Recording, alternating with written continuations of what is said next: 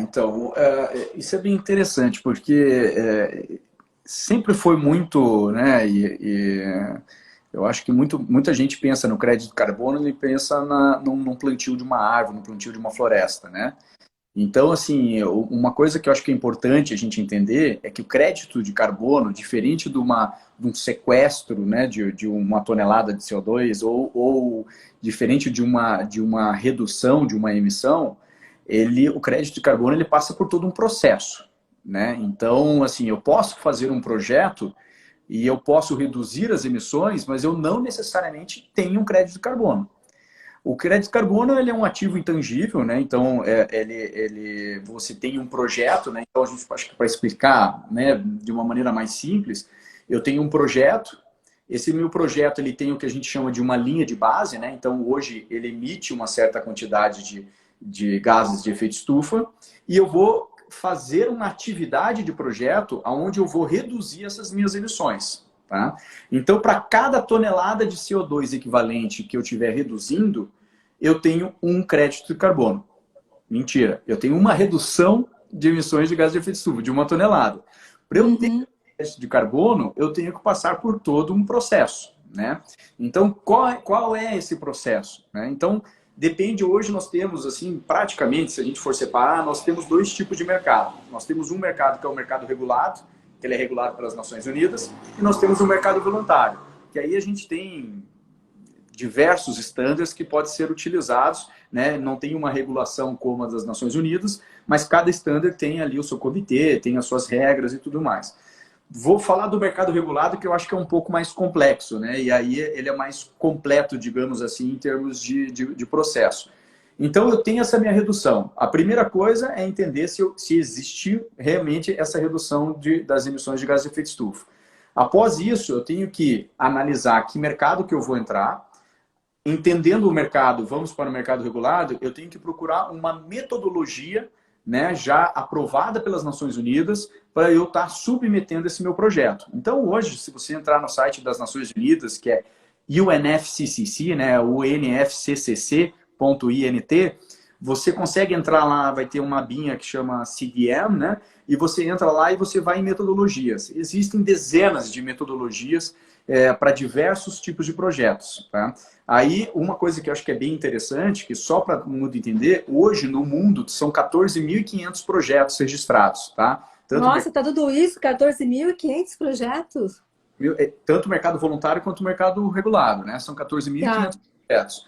De 14.500 projetos que tem um potencial, tá? Não significa que gerou ou que vai gerar Uhum.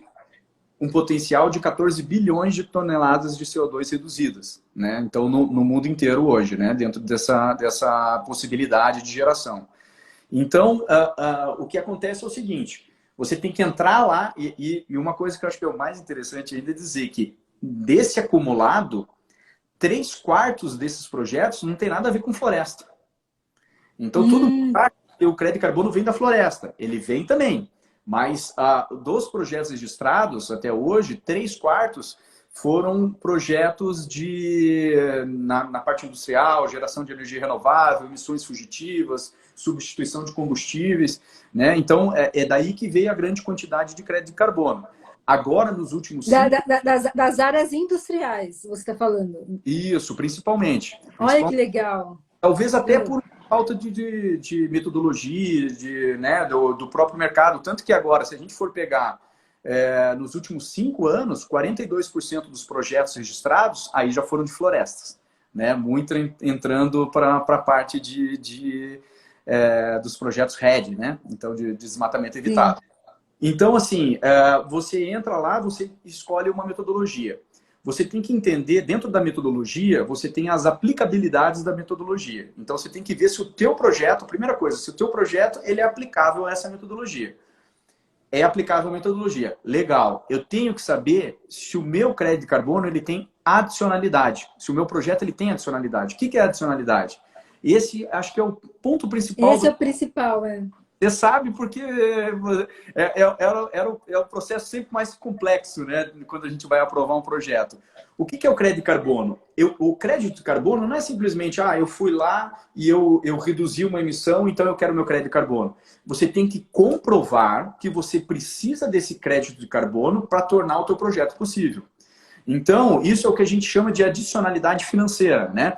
Então, eu tenho que demonstrar que com o recurso do crédito de carbono, eu vou conseguir implementar esse projeto que eu tenho, né, que vai reduzir as emissões de gases de efeito estufa. Então, vou dar um exemplo. Eu tenho um aterro sanitário, no Brasil, né, não tem uma legislação que diga que 100% do gás, né, do biogás que está sendo capturado, ele tem que ser queimado, né? Então, o que acontece? O business as usual, né, dos aterros sanitários era simplesmente queimar o que precisava ser queimado numa queima passiva, né, desse biogás. Então, para você fazer uma queima realmente, né, mais eficiente, para chegar aí a 98% de eficiência, você tem que investir em tecnologia. Então, o que eles faziam? Eles submetiam o projeto para gerar o crédito de carbono e com o recurso do crédito de carbono se investia na tecnologia, né? Então, aí você mostra a adicionalidade financeira.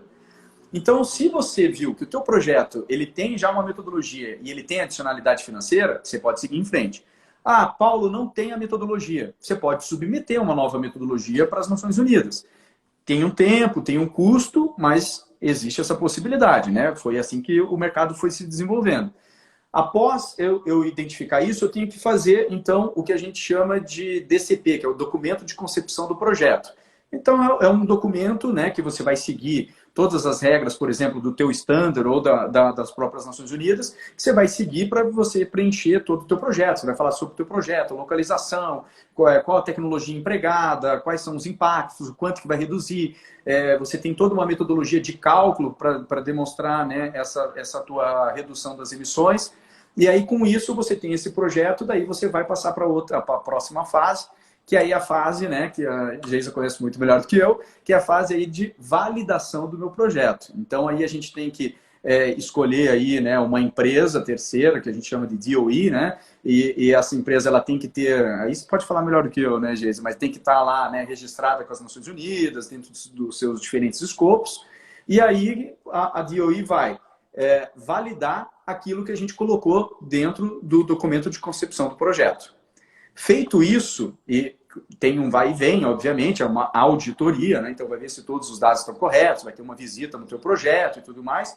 Aí, feito isso, a gente envia, né, tanto o documento de concepção do projeto quanto o relatório de validação. Aí a gente manda tudo isso para uma comissão interministerial do Brasil, que ela vai dar uma carta dizendo né, comprovando que o teu projeto ele contribui para o desenvolvimento sustentável do Brasil. E aí, com essa carta, com o relatório de validação, mais o documento de concepção do projeto, tudo é enviado para a UNFCCC, que tem lá o seu sistema de registro, tem toda uma equipe, que eles vão aprovar o seu projeto.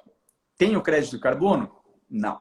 Você tem o teu projeto aprovado, registrado nas Nações Unidas.